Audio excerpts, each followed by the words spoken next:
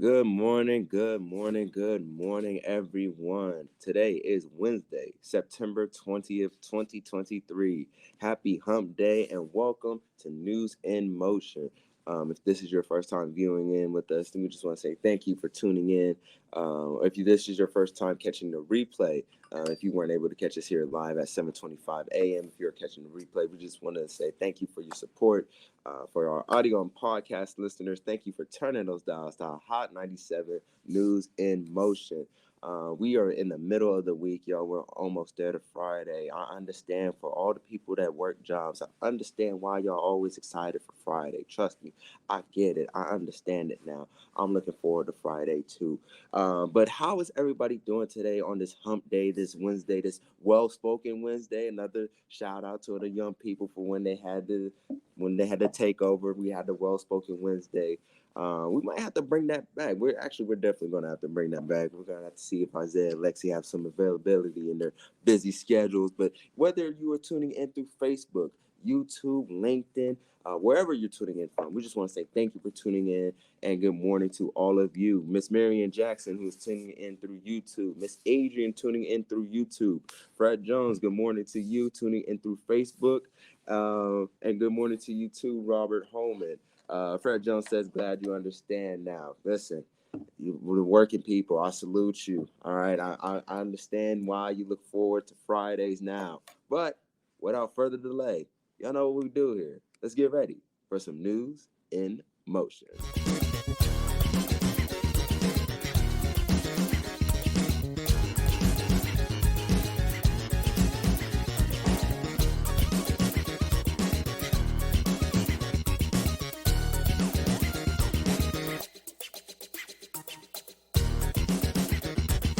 News in motion.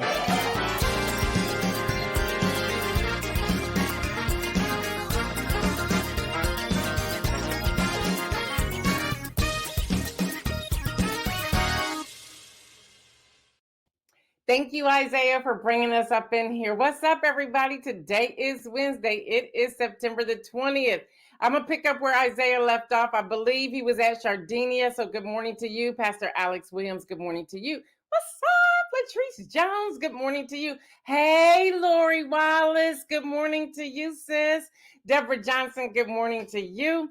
And to my brother, good morning to you. And that is Liz Pryor the third. That's up in there. Yeah, I'm so excited. I told y'all yesterday that I had something I wanted to share with you all today. One of the announcements, breakdown, everything. I'm going to give y'all some information. I hope you're ready to receive it. So go ahead now and get your pen and your paper, your laptop, your smartphone, whatever. Y'all, there's something that is coming from the Library of Congress. So I'm just really pumped about it because I received access early. And so, of course, I'm going to share it with all of you. So that's going to come towards the end of the show. But I want us to go ahead and get started. Good morning to everybody that's out there. Y'all, it's time to dive into the News in Motion headline this morning. What's up, Davia? What's up? You see, Lori says your energy is infectious. So listen, I woke up like this. I still got Beyonce in my head. And I'm crazy enough to go. She has one last show in Kansas City. Am I nuts enough to go to that? It was amazing. I went, I was able to see it with a good friend of mine, her daughter, and then my daughter. We had a blast. I think I told y'all about that. My body wasn't used to partying until 4 a.m. because in Atlanta they had the party on the street, the rooftop parties, all of that. But it was fun. It was amazing. And you talking about an amazing businesswoman who was doing her thing. Just amazing. All right, so let's just go here. More to the walk-off. Bloomberg is reporting that the United Auto Workers said more of its members will go on strike at General Motors, Ford, and Stellantis facilities starting at noon on Friday. I told you yesterday that the union president said we can't ready to amp this up, and they are. So right now, the auto parts maker have more than $38 billion, that is with the B, of revenue at risk if this strike drags on. The fact that you got $38 billion at risk. Okay, let's just leave that there. I see you, Donita. Good morning to you. Also from Bloomberg, y'all, in the housing market, The new U.S. home construction dropped 11.3% in August to the lowest since June of 2020. Highlighting that they're calling this the toll on declining housing affordability. It's rough out here, y'all. It is rough. It is rough. I actually had looked up and telling my husband, I was like, we don't need all this. We just don't need all this. So where do we go? What do we do? You know, people will always say this, well, you never know when your children get married and have children. Well, they grown, they ain't married, and so far there's no children. So what am I waiting on? Like, can I go somewhere else?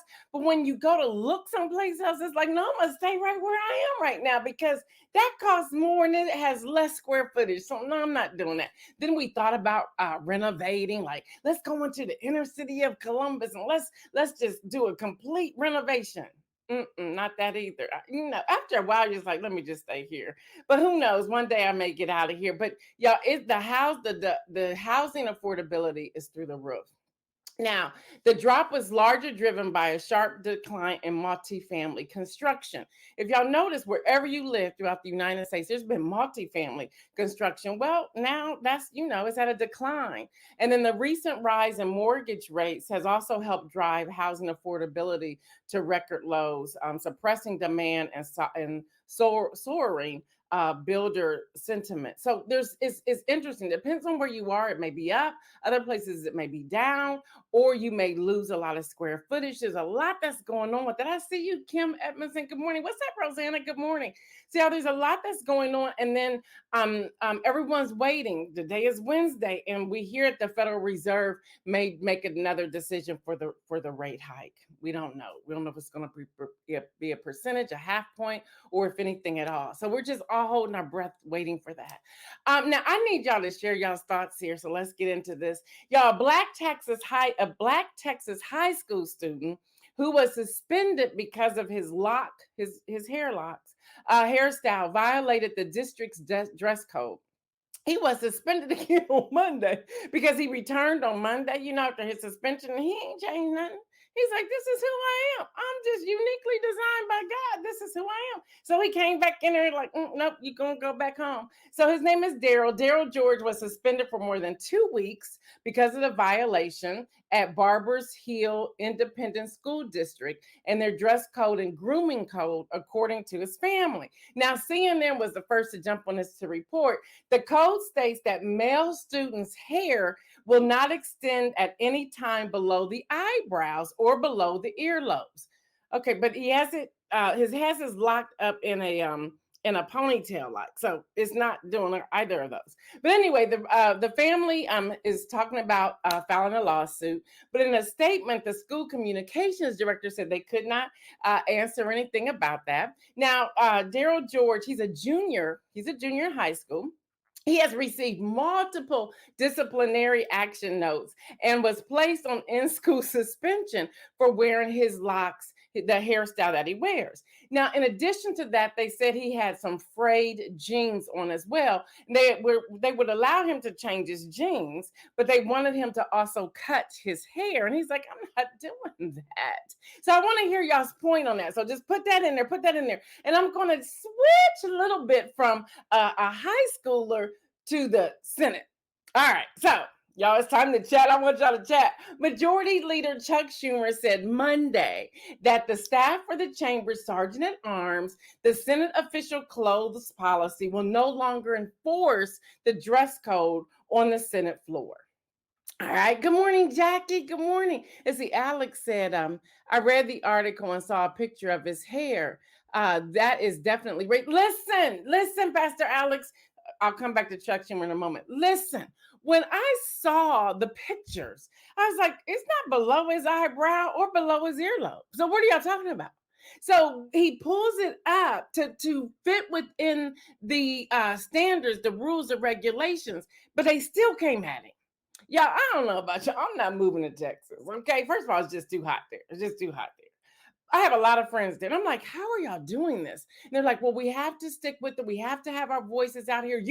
Somebody put it back on me, Derek Pryor. You started this. You told us to go raise our voices. I did, but I don't know if I'm doing all that, though. I don't know if I'm doing all that. Marion Jackson said, kudos to Daryl George for standing your ground to be who you are. Good morning, Jeff And then Adrian says the earlobe. Yeah, the earlobe, sister, the earlobe. So that is what's happening. So yeah, keep putting that in there. I want to see y'all's comments on this. So let's get to Chuck Schumer in the Senate. So the dress code change in the Senate. And a part of the change comes from Senator John Fetterman had been unapologetically wearing his shorts. And it said, he like, this is who I am. Now he's very respectful to the floor, so he won't go in during the vote. He will just stand at the door, cast his vote, and then keep going. Now, a part of that, remember, he had some mental health challenges after his stroke when he was on the campaign trail before 2022 during that whole time there. And then early 2023, early this year, he checked himself into a hospital to just deal with, I'll use Simone Biles' words, his mental, which kudos to him that he's putting himself first. So here's my question, because there's a lot of pushback now. There's a lot of pushback. And so here's a quote that Schumer said. He says, there has been an informal dress code that was enforced.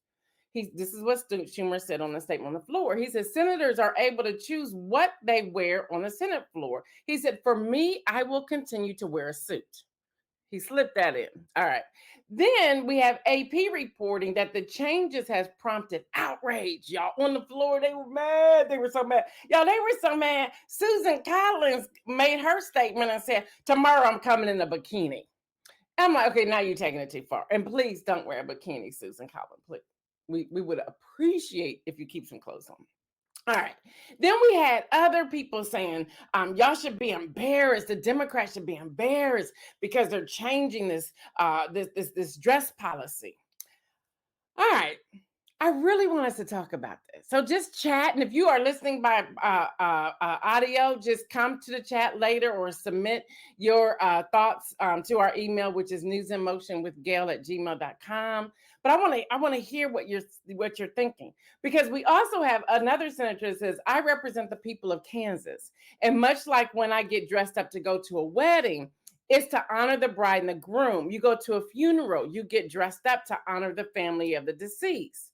Senators should have a certain level of decorum. All right, and this is from Senator Roger Marshall. I want to know what you think. And what's up, Kenny Stanley? Said, y'all, he's on his way to school. Y'all, he's in that classroom. Go on with your seminary degree, brother. Let's see. Adrian says Featherman was on the UAW picket line a few days ago too. Yes, and he drove from Pennsylvania to Michigan to be on the picket line with the protesters in his hoodie and his shorts. Lori Wallace says, my son's school has the same rules. His hair was big, but it was never below his ears. If it's not below his ears, then they can't say anything. Thank you for that, Lori. Latrice Jones says, way to go to school. Why go to school if they don't want you there as your authentic self? Just leave. Is he a new student at the school? Now, that part, I don't know if he's a new student or not. Pastor Alex, if you read that particular article, please post that in there. And then Marion Jackson says the George family have a lawsuit. Y'all are still on the George family. Okay. All right. I love it. Let's keep talking about this. And let's talk about the Senate as well. What do you think? Now, I'm going to weigh in here for a moment. You know, I had to go to the word. And in Psalms 139, it says, you have searched me, Lord, and you know me. You know when I sit and when I rise. You perceive my thoughts from afar. You discern my going out and my lying down. You are familiar with all my ways. Before a word was on my tongue, you knew it completely. You hemmed me in behind me and before, and you lay your hand upon me. Such knowledge is too wonderful for me to lofty for me to attain. Where can I go from the Spirit? Where can I go from the presence? If I go from heaven, you are there. If you're in my bed in the depths, you are there. If you rise, and it goes on and on and on and on. And then it talks about being uniquely made. So can we not be uniquely made? Pastor Alex Latrice said, no, he's not a new student. We're uniquely made. So does that mean that we can just do us? What, y'all, let's talk about this before I get into my story. I really can't wait to get to. But do we have to alter who we are? Or do we have to follow rules? Is it to some degree because we no longer follow rules that things are just buck wild? What's really going on here, y'all? Let's talk about it. It's not talk about it Tuesday, but I think Isaiah said it's Wednesday word or something like that. Pastor Alex said the school district said that this policy is in place to teach discipline, obedience, and sacrifice. Hmm. Jacqueline says relaxed dress code lead to people pushing against what's acceptable. There was someone on the news yesterday. I can't remember exactly who. Different people talking. I was laughing. I said, "Oh, I'm talking about this tomorrow." So I wanted to hear what their commentary was and what was going on there. And they were saying that, and I remember this to some degree. My grandmother used to say this. She says, "When you get on that airplane, you dress up. You'll get more respect." She goes, "When you're in that classroom, you dress up when you're taking a test." And this is what the person said on the news that last night when that they were taught that when they were taking a test that they were dressed up because for some reason it was a different type of confidence, a different type of personality, and they passed the test. And they were saying there was a study out there, and I have not been able to find the study because of course I went looking for it. I haven't seen that. But is there some truth to that? Now there are times. Now I got to be honest with you, but it's because I'm a black female. It's because I'm an African American female. There are times when I go to certain malls, like if I am out in Atlanta, Georgia, and I'm rolling up to Phipps Plaza, I ain't going in there in no holy jeans. That ain't happening. I know that's crazy. But people look at certain things. If I'm going certain places and I'm at the hotel or something, there's something you get different service when you're dressed differently. Now, should you alter who you are? That's going back to my message yesterday, being double-minded. I want us to really talk about this because there's a lot to unpack here. Davey, I know you on here somewhere. Give us your expertise because you just give us that whole thought pattern with being unique and who you are and letting go of the stress and all that. That's if you are still on here. I think you are. Latrice Jones says, Alex Wims, so he knows the rules and consequences. We have to do better with what we choose to engage. This is not good trouble. Oh, okay. Rosanna says, I think they should dress up. They get paid too much to do nothing. So why should they get to dress down? Now, and let me also add this in there. The senators can relax their dress code, but the staff and aides cannot. Now, that's a double standard for me. That's a double standard. I'm trying to understand this. Good morning, Stephanie. Deborah says, my mom insists on us bringing our best dress when we went to school. It was our first person, not it was the first person nominated for opportunities to represent the school. And then Pastor Williams says, the sad thing is that the young man was on schedule to graduate early, but the suspension may cause him to graduate late. Wow, y'all, this is a good conversation. Good conversation. So we have a young man who's trying to stand his ground. And he didn't break any rules. From what I could tell, he broke no rules. It was his locks were not below his eyebrows or his earlobes. He had his hair pulled up or pulled back. John Fetterman, on the other hand, with everything that's going on with him, with his shorts and with his hoodie, I believe Chuck Schumer said, "You know what? I'm going to help this new person that's in the Senate and help them work through whatever they're working through." Or maybe Chuck Schumer even knows more. But are we dumbing? Are we changing the decorum? Are we sending a message? Are we going to become so relaxed?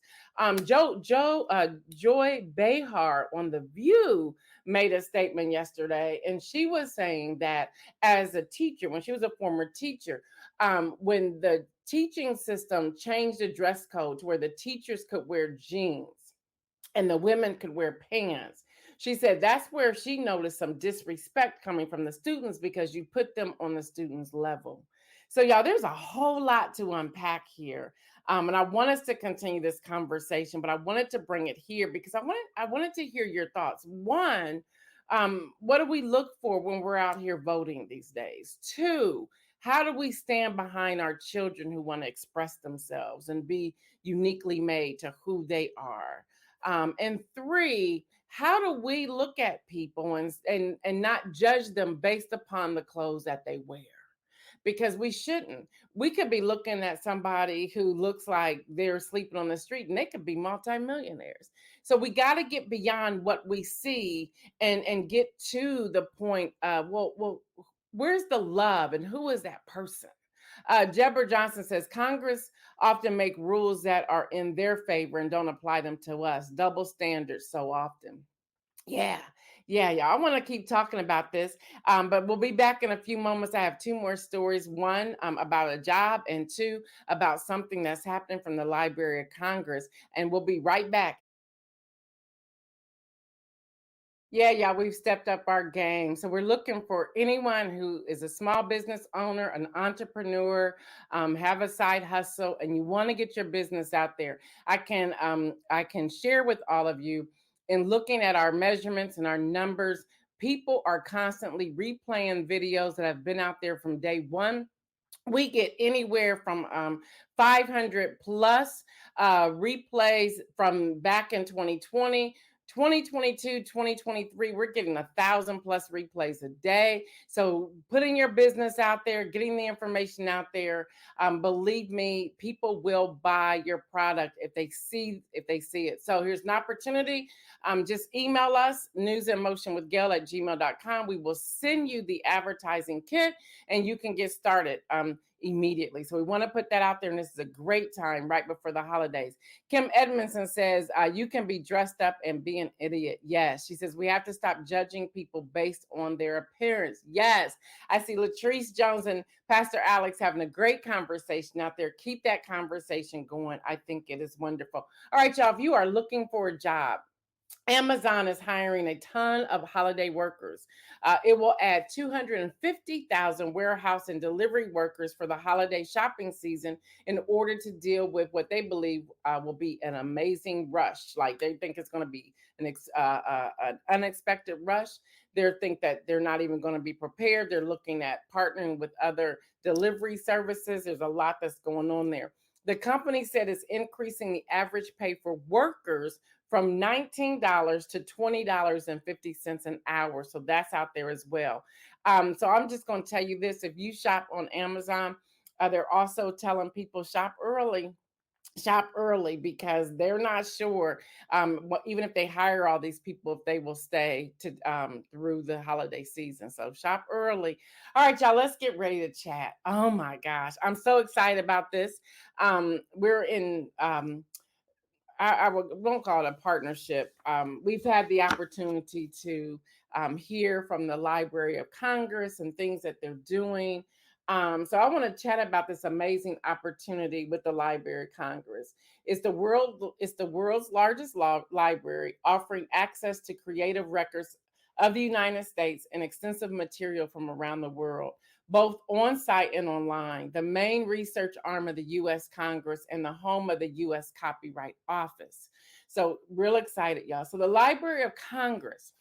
They announced their awards yesterday for the 2023 cycle, but because we are in this relationship, I have the opportunity to share this information here with all of you to prepare you for January 2024 when the applications will become available once again. I'm so excited, y'all.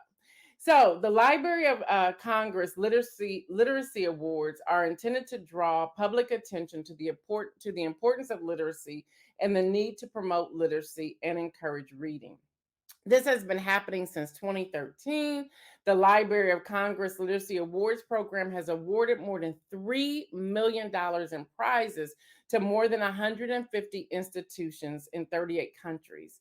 By recognizing current achievements, the award seeks to enable any organization or program that does not operate on a for-profit basis to strengthen its involvement in literacy and reading promotion and to encourage collaboration with like-minded organizations. So, yesterday they awarded three big prizes and then several small prizes. The David M. Rubenstein Prize was awarded $150,000 to and I have them. I'll have to come back and tell you who it went to. And then the American prize was $50,000 that was awarded to an organization The international prize, $50,000, was awarded to an organization. When I say awarded, they don't have to pay it back. Okay. And then there were many, up to 15, what they call successful practices honorees at $5,000 each. Now, why apply? Because you receive cash prize to further move forward your mission and program goals, gain public recognition for your work, and then join a growing network of past winners and honorees. Now, all of this information, if you are not, because I'm going to go through the application and everything real quick. But if you have not subscribed to the newsletter, go to gaildudley.com. It's free. It's no longer the vote sign up front. We're working on newsletter. I think the newsletter is the website is the bomb. Shout out to Molly Huggins. And if you're looking for a website designer, reach out to her. Now, she's not cheap, but she will make your stuff pop. But there's a pop-up box that will come on. You can just put your information in there, and then you'll get the newsletter on Friday. Now, don't call me asking me for the application if you have not signed up for the e-newsletter. Just sign up. I'm putting all this information in there. So on yesterday, I'm trying to pull it up, there were several organizations who won the awards, and I'm really trying to find it. It was absolutely amazing. Organization in Detroit received $150,000. Organization in Kansas received the award for $50,000, and then there was another $50,000 winner. Y'all, here's an opportunity for those of us who are viewers to think about collaborating to go after some of this money. Again, I have the opportunity to share this with you before it comes out on January 2024. So just to give you an idea of some of the things that will be on this application.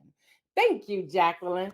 They're going to ask you your award category. So you have to be able to identify your genre, your status. So listen, if you have not filed a 501c3, start doing that. And you can do it where it's rushed, or find yourself a fiscal agent, or collaborate and partner with others. And guess what? Schools are on here as well.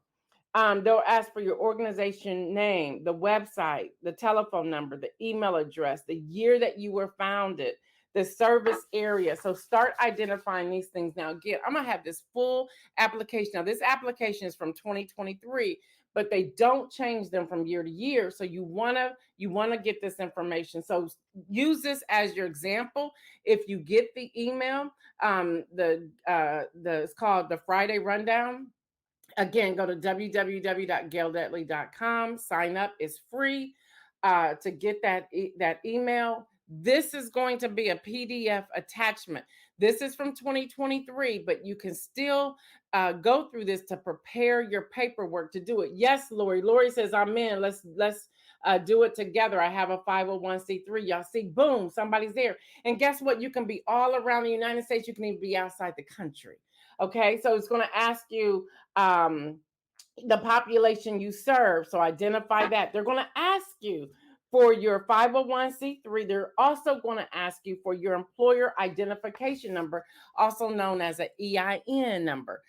Start pulling this together. The reason some of us receive this information early, so that you will have more than just the 3 months, because you have to turn them in March, I think it's March 21st of 2024. They'll go live in January. So yeah, you're getting this in September. Hello, somebody. So we can have time to brainstorm, have some focus groups. Somebody in this viewership should be able to win this in collaboration with other people, and go for the big one. Go for the $150,000. It's going to ask you to have your logo. That's the main organization logo. It's going to ask you to have a brief description of the organization. Kim, I thought about Al actually with what he's doing. I mean, he could do a whole barbershop series with reading and literacy with children, which he probably already does this, but still. It's going to ask you for leadership. They're going to ask you for 3 areas of leadership. It's going to ask you for their title, their name, their email address. They're going to ask you for the original company's board board of directors.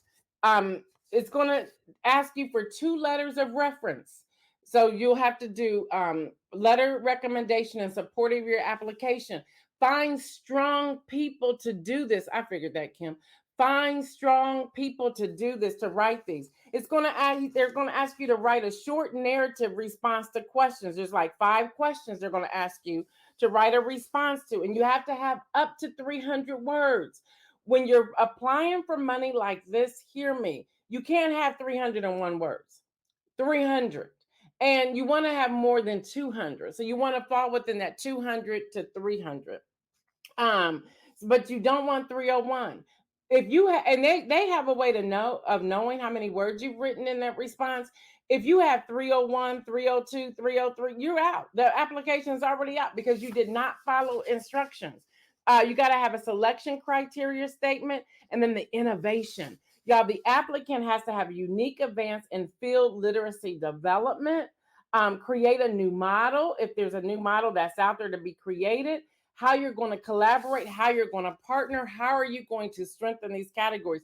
One thing that they're looking for over and over again are not just the young people, but also the older people. What can you do with literacy for the older people? They're going to look for sustainability. They're going to look for how easy can you reproduce this for other people, because they find that in the Library of Congress that when something is posted, other people take advantage of it and they want to start reproducing it. So do you already have some sort of development that can be reproduced that you can share it with other people? So that's key, y'all. Oh my gosh, this is key. And if you received the email last week from me, I had 2 things in there from the Library of Congress.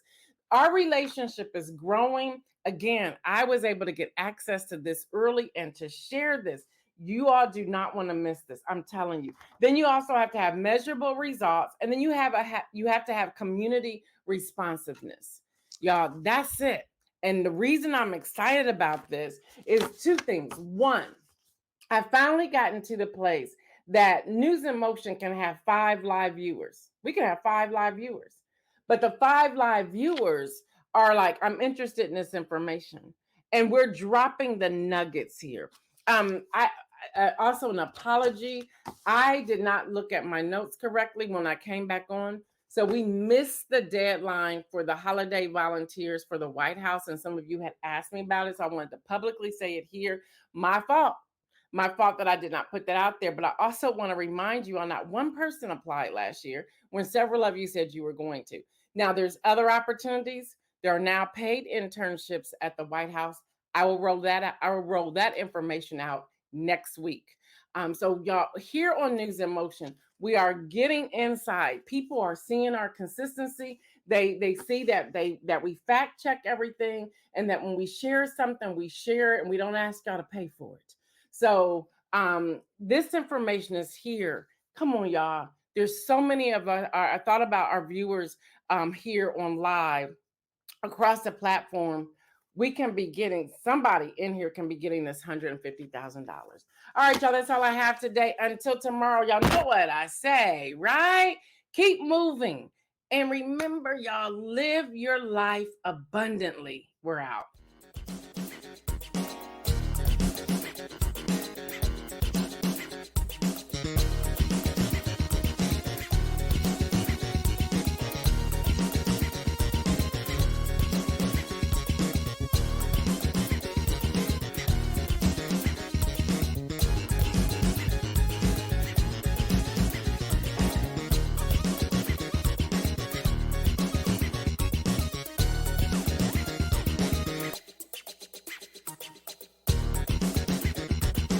News in Motion.